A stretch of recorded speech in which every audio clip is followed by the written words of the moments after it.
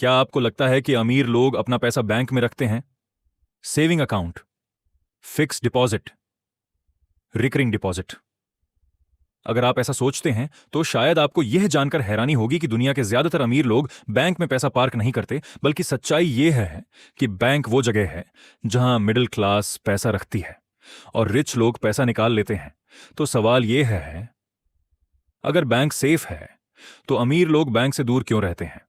और अगर वे बैंक में पैसा नहीं रखते तो फिर उनका पैसा जाता कहां है? आज इस वीडियो में हम वही सच समझने वाले हैं जो अक्सर आपको कोई नहीं बताता।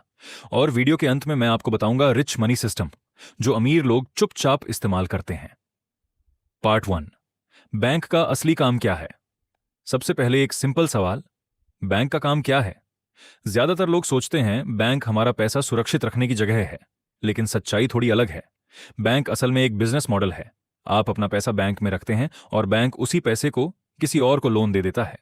उदाहरण के लिए, आपने बैंक में 1 लाख रुपये जमा किए। बैंक उसी पैसे को किसी को होम लोन या बिजनेस लोन के रूप में दे देता है। आपको इंटरेस्ट मिलता है शायद 3% या 4%, लेकिन बैंक उसी पैसे से 8%, 10% या उससे ज्यादा कमाता है। मतलब क्या हुआ?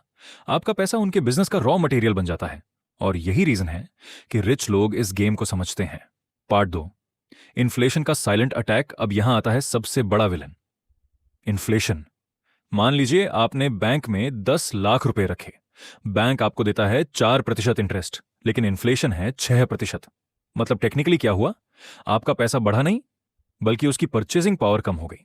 10 साल बाद वही 10 लाख रुपए शायद सिर्फ 6 से 7 लाख रुपए जितना वैल्यू रखेंगे। मिडिल क्लास इसे सेविंग समझती है, रिच लोग इसे कहते हैं मनी एरोजन। इसलिए वे पैसा बैंक में सुलाने के बजाय उसे एसेट्स में काम पर लगा देते हैं।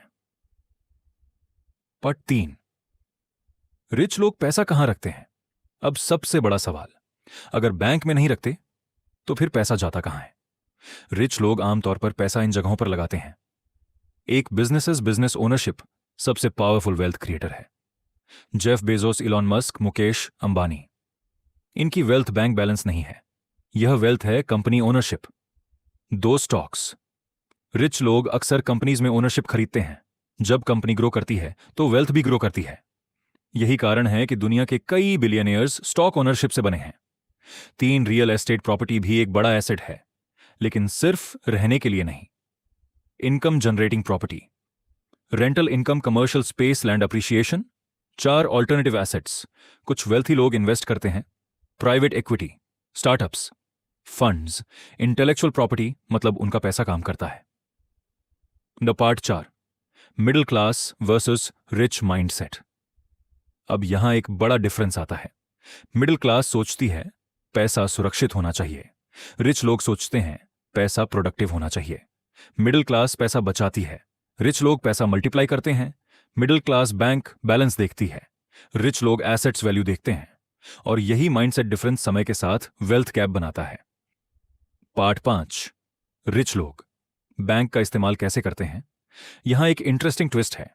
रिच लोग बैंक से दूर नहीं रहते, बल्कि बैंक का डिफरेंट तरीके से इस्तेमाल करते हैं। वे बैंक में पैसा रखने के बजाय बैंक से पैसा बोरो करते हैं। क्यों? क्योंकि लोन से वे एसेट्स खरीदते हैं। उदाहरण, रियल एस्टेट बिजनेसेस इन्वेस्टमेंट्स। अगर एसेट का रिटर्न लोन इंटरेस्ट से ज्यादा है तो वेल्थ बढ़ती जाती है। इसीलिए कई बार रिच लोग बैंक के कस्टमर नहीं होते, बैंक उनके कस्टमर होते हैं। तो अब सवाल यह नहीं है कि बैंक अच्छा है या बुरा। सवाल यह है कि आप पैसा सुला रहे हैं या काम पर लगा रहे हैं। बैंक सेविंग के लिए ठीक है, लेकिन वेल्थ क्रिएशन के लिए आपको एसेट्स की जरूरत है। और याद रखिए फ्यूचर में 2 तरह के लोग होंगे। एक वो जिनका पैसा बैंक में सो रहा होगा, 2 वो जिनका पैसा एसेट्स में ग्रो कर रहा होगा। डिसीजन आज लेना है।